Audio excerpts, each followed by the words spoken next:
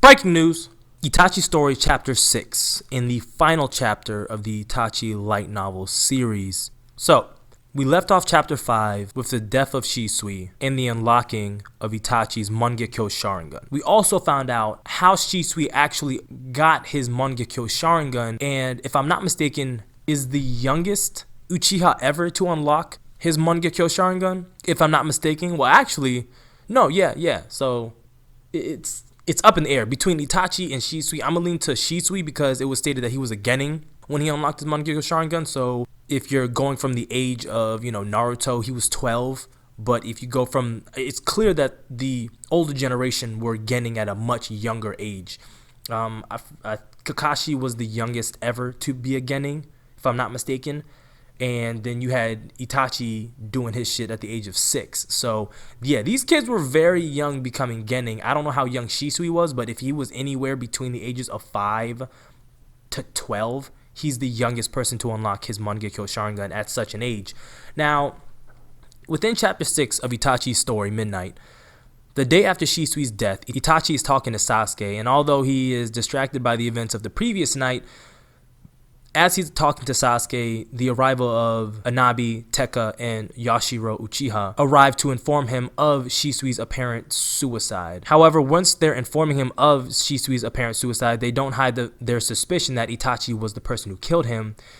And since he was already upset by Shisui's death and the revelation of what DANZO had been doing and what was going to be coming in the near future, Itachi is enraged, and I don't think we've ever seen Itachi enraged before in the manga or in the anime. So to hear that Itachi was enraged and lost his composure, Itachi attacks the three. Okay? He attacks them, he's starting to fight them, and at this point I can only imagine that Itachi's at his wit's end with what he has to do, right? Because Shisui has been there for Itachi every step of the way.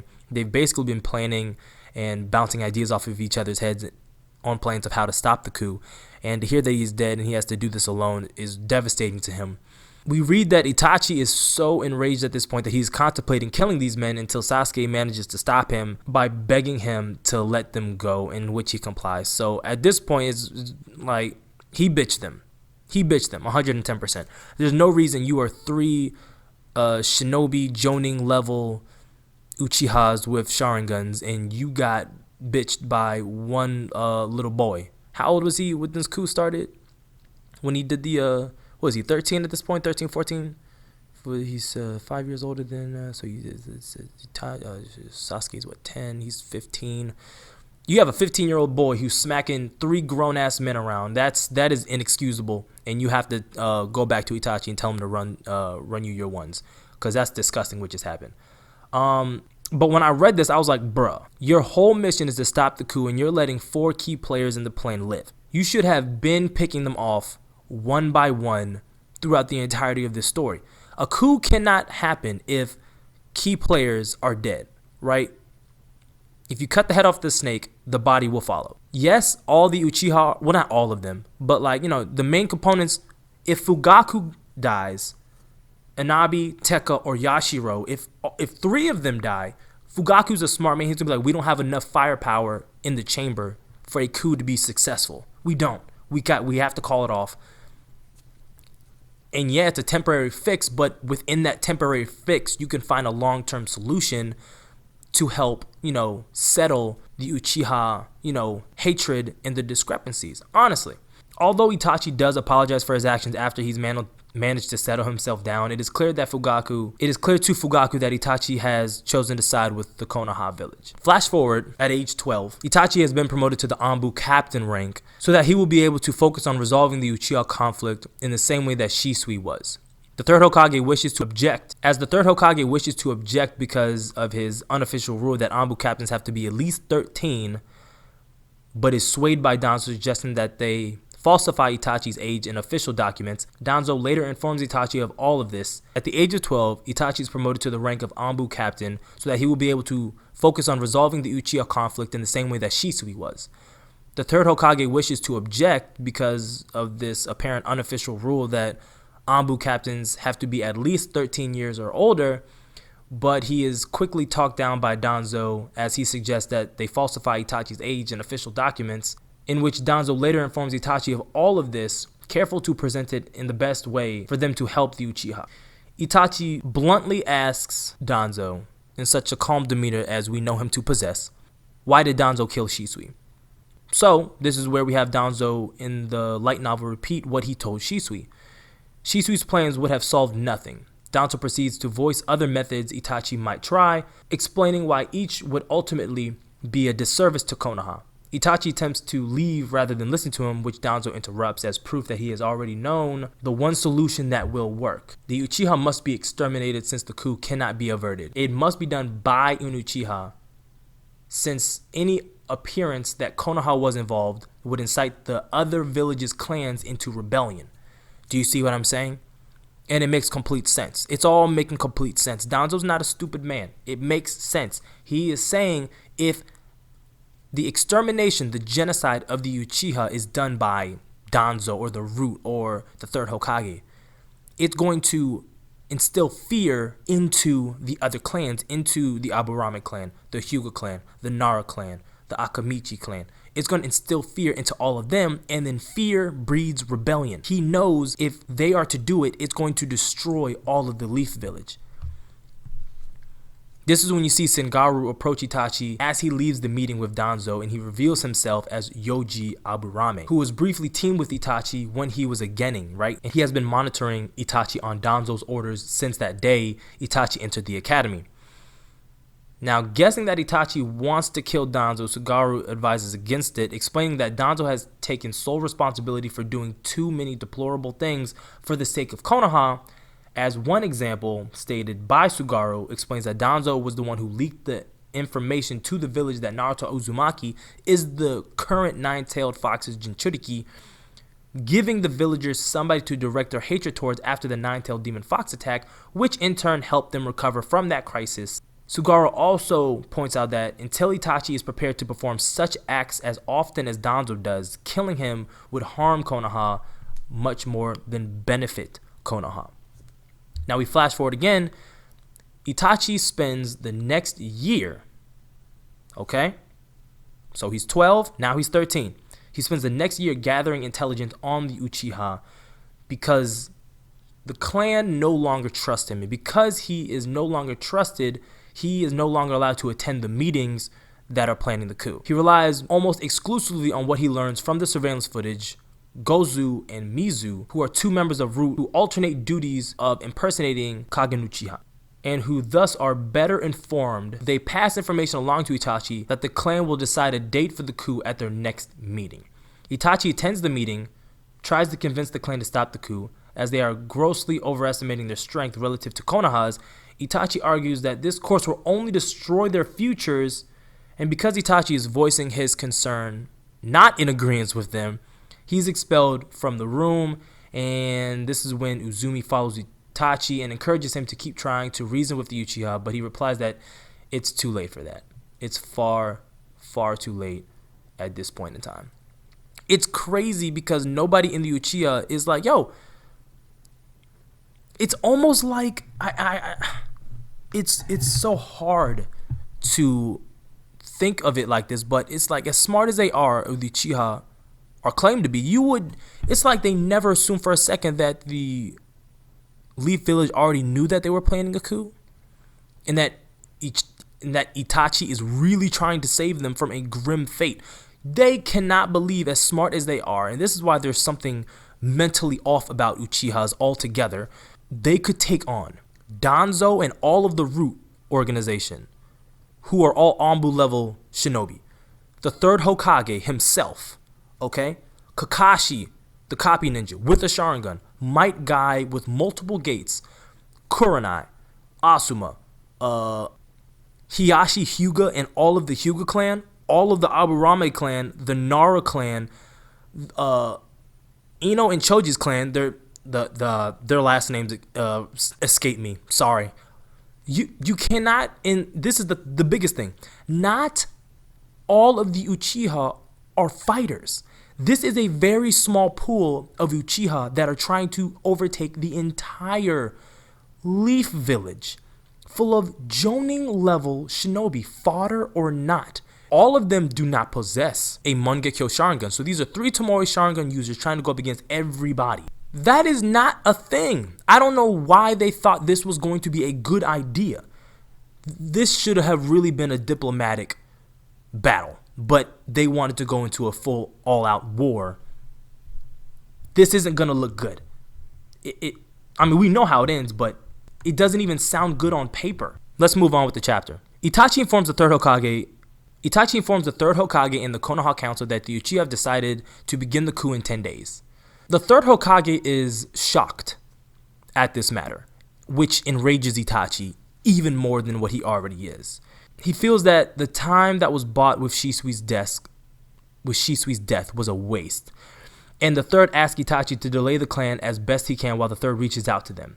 The third Hokage is just now deciding to reach out to the Uchiha involving this matter. Like, it's about to happen in 10 days. This whole book of us knowing about the coup has been going on since he's been a child. Since Itachi has been in the academy, they've been meeting, planning the coup. It's been over 6, 7, it's been over 8 years. It's been over 8 years. And the third Hokage is just now for the first time reaching out to the Uchiha. Danzo meets with Itachi afterwards and tells him what he already knows. That the third won't be able to accomplish anything and will inevitably side against the Uchiha. In which forces Danzo to repeat his previous proposal that Itachi wipe out the Uchiha before they can act. And although tormented by the knowledge that Shisui would disapprove, Itachi accepts Danzo's assignment, remembering Fugaku's encouragement to not let his actions be determined by others. Flash forward again, Itachi is back on his surveillance duties in which he is monitoring the Naka Shrine at this point. One night before the coup, he sees Yashiro exit the shrine alone, in which is provoking for Itachi to sneak out as we see him run into the masked man who was responsible for killing his first teammate that day that they were escorting the Daimyo. Itachi addresses the man as Madara Uchiha and then proceeds to give him a history lesson on how Madara had a vendetta against the Uchiha in the Konoha village. We read that the masked man did not deny who Itachi claimed that he was. Itachi asks the masked man to help him exterminate the clan, in which the masked man agrees, but of course Itachi is like, quote, "You can't kill Sasuke," end quote. And of course Madara, quote unquote, Madara agrees. And again, let's pause right here and right there. If you haven't finished Naruto Shippuden, then I'm about to spoil who the masked man is. Actually, I've already spoiled it. Fuck it, let's go. What did Obito have against the Uchiha? Like, really, why did he agree to this? I can't figure it out for the life of me, and it was never touched upon. I actually don't even think Itachi ever told anyone. Did Obito tell Sasuke that he helped massacre the clan that day? He spoke to him after Itachi and Sasuke had their last fight, but I don't know if he expressed, hey, I also assisted Itachi with massacring your mother, your father, and everybody, and all your friends, and everything like that. Completely turned your world upside down. It wasn't just Itachi, it was also me that day. I don't know. But the night of the Uchiha downfall. Y'all been waiting for this because I have been waiting for this. And if you don't know, then it has been stated that these light novels collections are considered canon by Kishimoto, and he has stamped all of them. So you can understand where the light novels and the filler arcs of the Uchiha massacre that we saw in the anime are about to differ, okay? If you have seen, I encourage you to watch the filler of the massacre and then come back and read. We'll come back and watch this video. But let's continue. The night of the massacre took place the night before the actual coup was supposed to begin. So this is the 9th day, and it is occurring on. Why? The reason that it is occurring on the 9th day and not sooner is because Fugaku had all of the Uchiha who are participating in the coup resting, obviously. Well, Hyuga, what about the police force? The Uchiha are there. They have to it's 24/7. They don't, no days off. Danzo had all of the military police headquarters under renovation, which forced all of the police officers there to go home for the night, which then freed up having to take care of the Uchiha there. This is the first instance that we saw that differentiated between the filler anime and the light novels, because if you remember from the filler anime, Madara, I'm sorry, I'm not going to call him Madara anymore. Obito, the man in the mask, in the filler, went to kill all of the Uchiha that were there, including Izuma. Okay? Let's move forward. But Hugo, what about Sasuke? It's really late. He would have to have been home, right? Right? Well, normally you would think so, but Danzo arranged for Sasuke to be held back at the academy so that he wouldn't get mixed up in the whole ordeal that was about to befall within the Uchiha compound. Now, the reason I brought up Izumi at the beginning of this whole thing is because in the anime, she was killed off by Obito. In the light novel, Itachi kills her first. She's actually the first Uchiha that dies in this whole genocide. The way Itachi kills her was by placing her in a Tsukiyomi, causing her to experience in mere moments a long and happy life with Itachi. And in the span of this whole genjutsu under Tsukiyomi, when she dies of natural causes within the illusion, her body is tricked into thinking that she died in real life, and she passes away peacefully. Which is low-key romantic in a creepy mass murdery way. Not gonna lie. But with Izumi being the first victim and out the way, Itachi and the masked man go to fucking work. They make plans to move throughout the compound from opposite ends, okay? Itachi volunteers to deal with as many of the women and children as possible, but the masked man Obito advises against it since Itachi has already burdened himself with enough sinister deeds. The man, having a little bit of heart of compassion outside of the fact that he's agreed to, assist with, mass murder. He points out that his ability makes him best suited for dealing with the targets likely to scream, in which Itachi agrees, and Itachi ends up killing most of his targets quickly and painlessly as humanly possible, but giving those such as, Anabi and Tenka Uchiha opportunities to fight back. He takes a prolonged joy in allowing Yashiro Uchiha to suffer probably the worst out of all the Uchiha, because he really despised that man for everything that he did. And this is the kicker, right? Because this is how dedicated the people that are in Root are to the cause. You remember Mizu? Mizu was one of the Root agents that was disguised as Kagen Uchiha, right? In the earlier chapters, okay? He's there the night of the massacre because he has to be. He's considered an Uchiha. It would be weird if he wasn't there. Now, they're well aware that Kagen's body must be among the dead. So Itachi takes care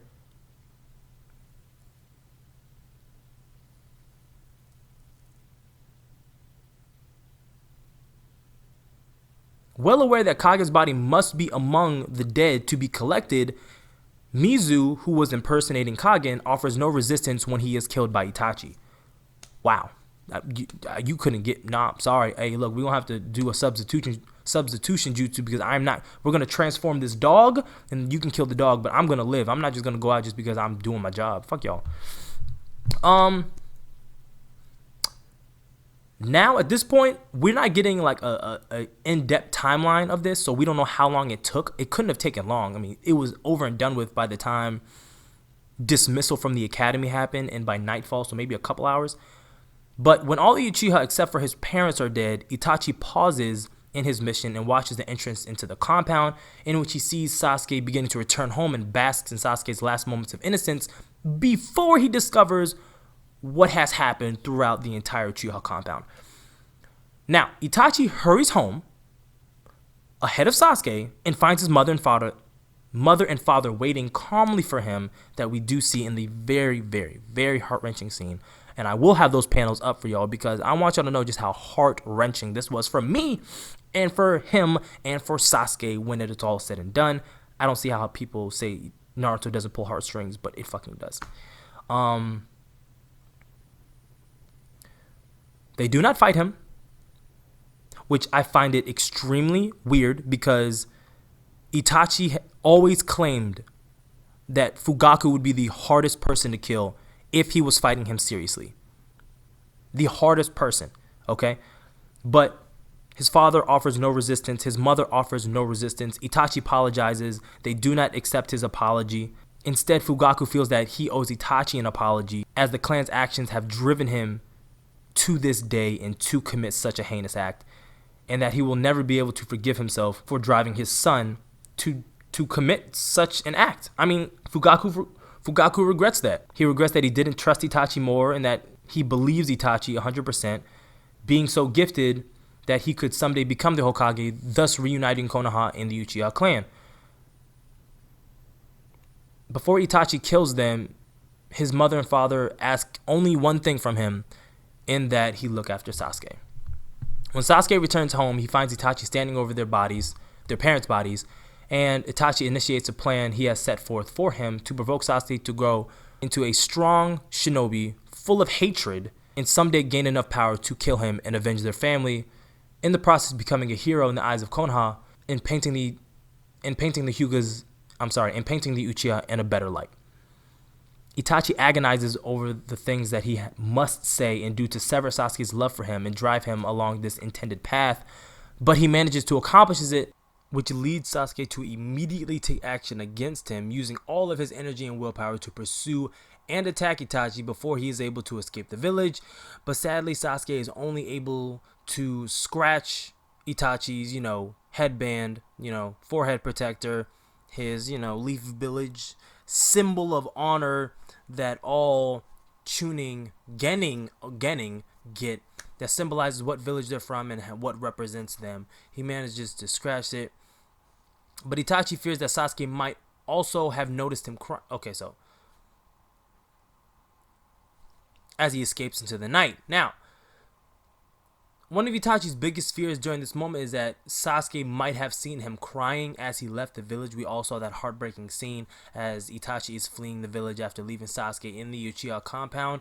He turns his head, he starts crying, and we now have light that's shed upon it that Itachi fears that he might have saw him crying, and that would have ruined everything because, Sasuke is not dumb. Now, only an hour after Itachi completes the mission, DANZO begins leading the collection of the Uchiha bodies, in which he is approached by who he thinks is one of the root agents, Gozu, but it actually turns out that is Itachi wearing Gozu's clothes and his mask.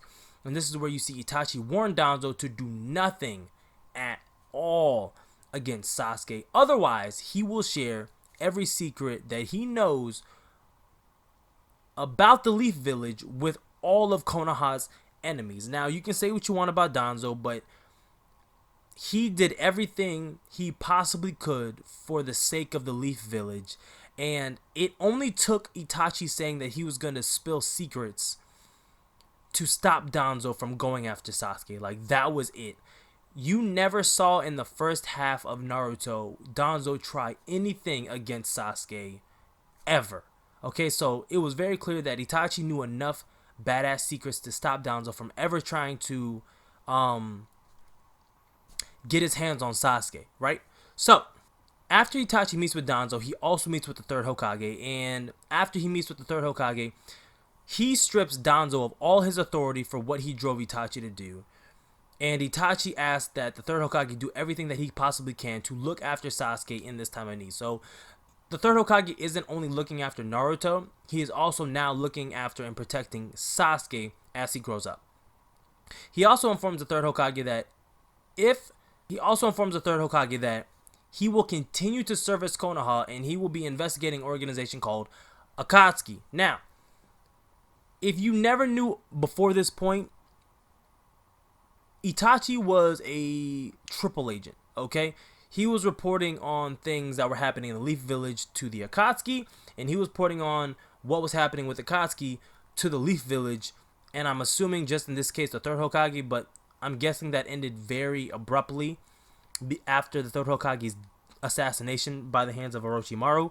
And if you're also unaware, that's actually what provoked Itachi and Kizame to enter the Leaf Village right after the third Hokage's assassination. Itachi wanted to make sure that DANZO remembered who he was, the badass that he was. And look, even if the third Hokage is dead, because the third Hokage was the one that was protecting Sasuke, if you go after him, I'm still here, my nigga. Like, I will spill everything I know to these foreign villages, and you will have a war on your hands with the land of wind, the land of stone, the land of lightning, the land of waves, they will all be at your front door. Okay?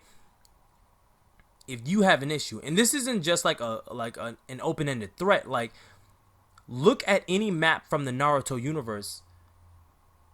The land of fire is not in a good position at all. They are literally smack dab in the middle of all the other countries. Okay, so if every other country was like, yo, we're gonna gang up and we're gonna fuck up the land of fire, it is very plausible considering the fact that they are surrounded on all sides by other countries.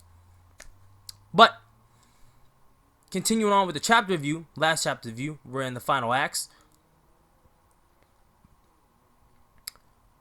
After he has this conversation with Danzo and after he has this conversation with the third Hokage, he is now fleeing the village for his life.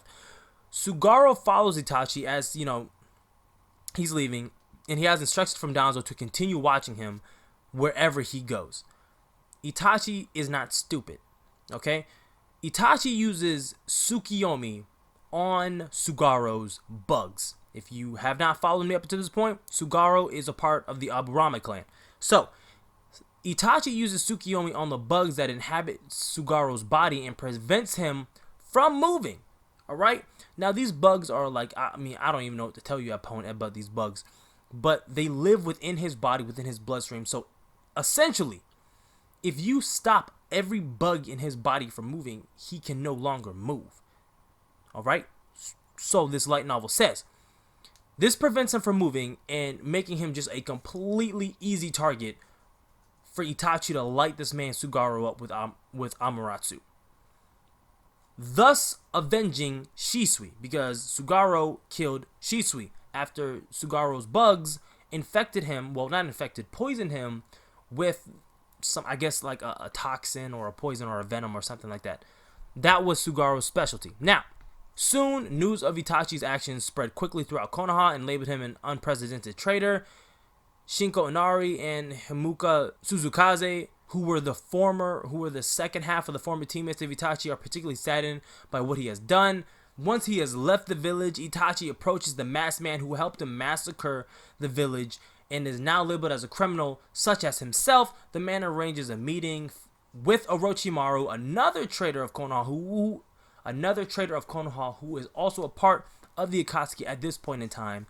And although Orochimaru is far more familiar with Itachi than he has any reason to be, Orochimaru feels that what Itachi has gone through has exposed him to the hypocritical piece of the world, making him perfect for the Akatsuki. Thus, Orochimaru leaves them. The masked man escorts Itachi to Amagakure, and Shisui's crow follows him from high above. Thus, this now concludes Itachi's story, both daylight and midnight. And this is when you see Itachi join the Akatsuki. And everything else is anime and manga canon. Bruh. Look. This is insane. Okay? Yeah. But that is all I have for y'all today. If you made it to the end of Itachi's story, Daylight and Midnight, let me know what your thoughts are down below. Now, I'm going to make a separate video because it's just a ramble, but this video has gone on for almost 30 minutes at this point, and I don't want to drag it on any longer than what it needs to be. But I'm going to make a video about my thoughts about this entire Uchiha massacre situation because it just... Don't get me wrong, Danzo has the ability to make all of this happen. The third Hokage had the ability to make all this happen, but I just think it would have been an incredible twist if one Uchiha did not die during the massacre, or one Uchiha was not in the village, because why the fuck not? You see what I'm saying? Why the fuck not? But I'm gonna make a separate video for that. I don't want this drag on any more than it needs to be. If you are new, go plus ultra and smash that subscribe button. It lets me know that you're rocking with the content that I put out here on this channel. Like the video, share the video, rate the video, comment on the video, and like always, keep it safe and wrap it tight. I'm out.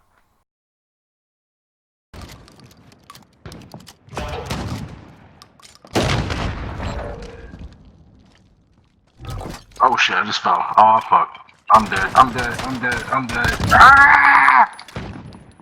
Oh, I just saved your ass. Saved my ass. How'd they get up there? One in the crick section. Oh shit! Damn. We both just got got. That's funny.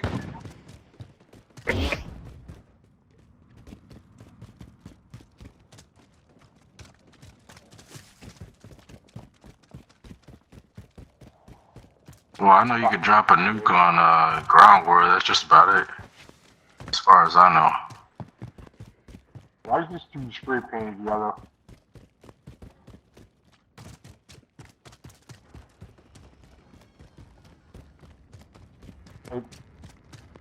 No, I think after a certain amount of time, maybe, but not right away.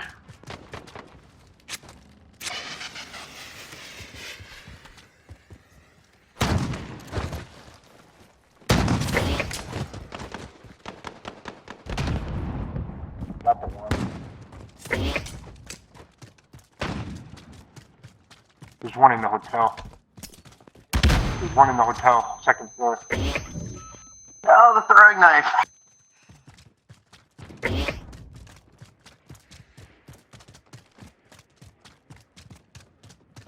Yeah.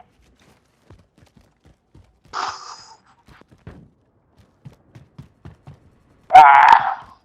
Second floor of the hotel. Nah, pretty much for me, because they don't. This doesn't show up on realistic.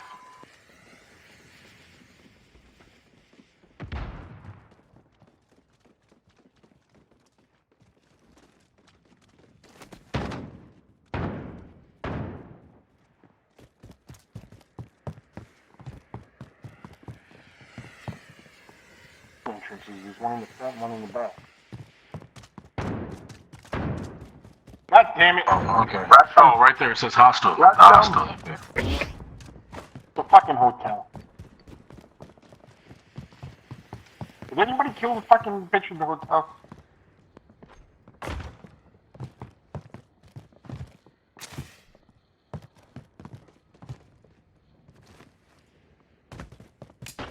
They check the barn. The last one's almost always in the fucking barn.